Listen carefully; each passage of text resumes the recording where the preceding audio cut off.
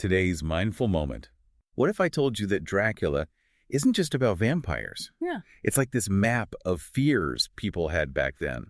Fears that we still kind of have today. Yeah, it's like a Gothic mirror to the Victorians, Their anxieties, all their weird fascinations, even their blind spots. And we might even see a little of ourselves reflected back if we look closely enough. I think that's what's so cool about this deep dive. We're using the actual novel and Elizabeth Kostova's intro to really dissect it. Get ready for shadows and suspense, maybe even a little self-discovery along the way. I mean, right off the bat, the way Stoker tells the story is wild. He just throws us into the deep end with all these letters and journal entries and even telegrams. Right. It's like you're piecing together this creepy puzzle alongside the characters. You're reading Mina freaking out about Jonathan going silent. And then, boom, you're in his journal, trapped with him in Dracula's creepy castle. So smart. You totally feel like you're part of the investigation, like you're uncovering the truth as you go. It's like those true crime podcasts, You just got to know what happens next. Yeah. And that style, all fragmented, that actually reflects a lot of what was going on back then.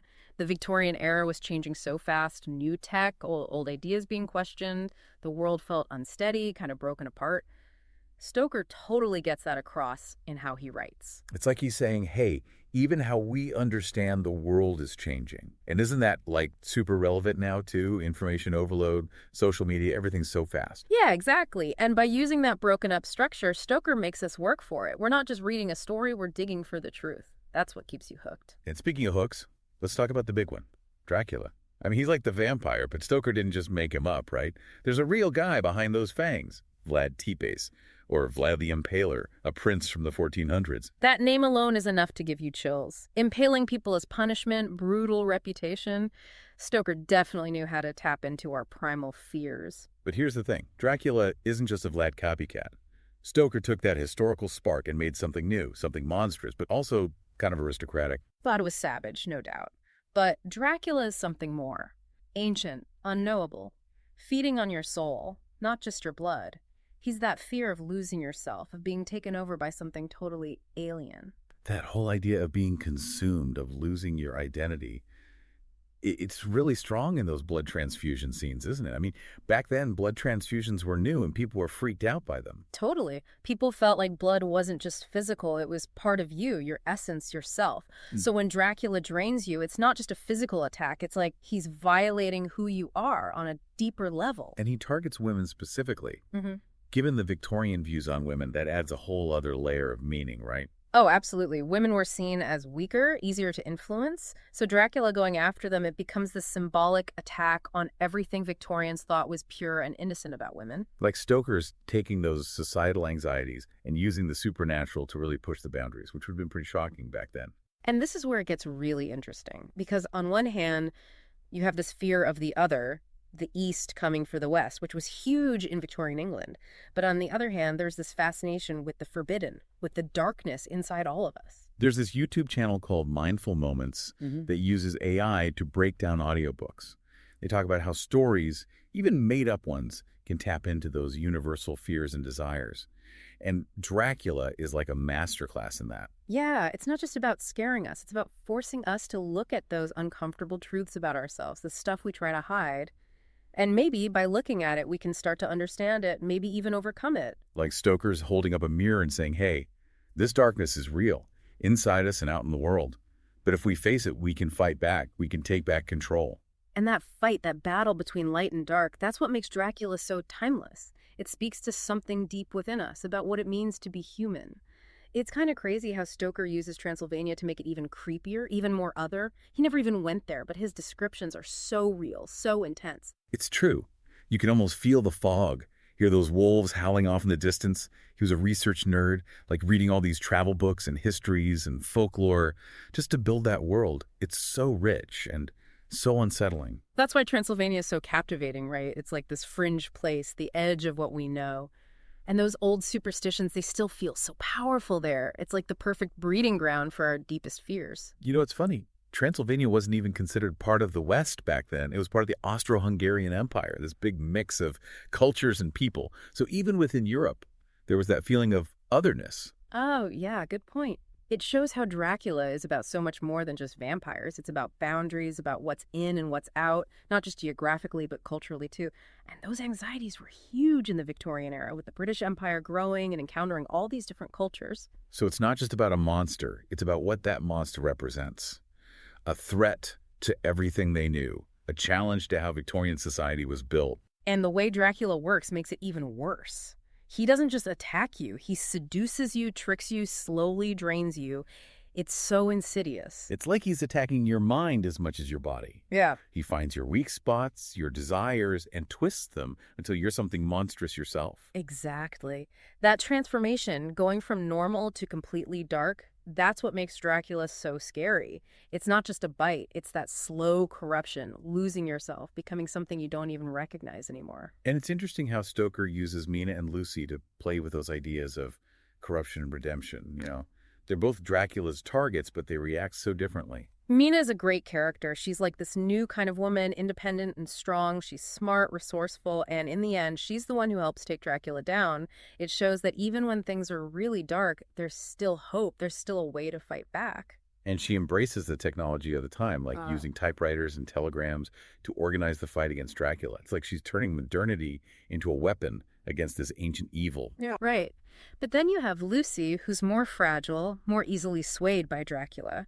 Her turning into a vampire is like this warning about giving in to temptation, about losing control. It's like she represents all those Victorian fears about female sexuality, about women breaking free from their roles. And that fear, that's what makes Lucy's fate so sad. She's punished for her desires, for stepping outside the lines.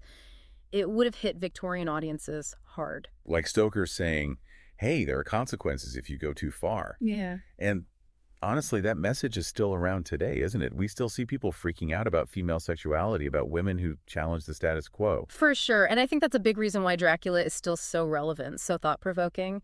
It makes us face these uncomfortable truths about ourselves and the world we live in. It's not just a ghost story. It's about power, about control, about how we try to define and control anyone who's different, anyone who challenges the rules. And in the end, I think Dracula is about how humans can be both good and evil.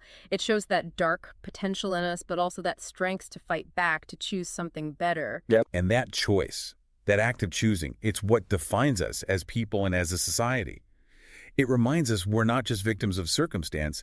We can shape our own destinies, fight for the world we want. And that fight, that struggle, it never really ends. Every generation has to deal with it in their own way. And stories like Dracula can help us understand those struggles, find the courage to face our own fears, and choose the light instead of the darkness. You know what's really wild?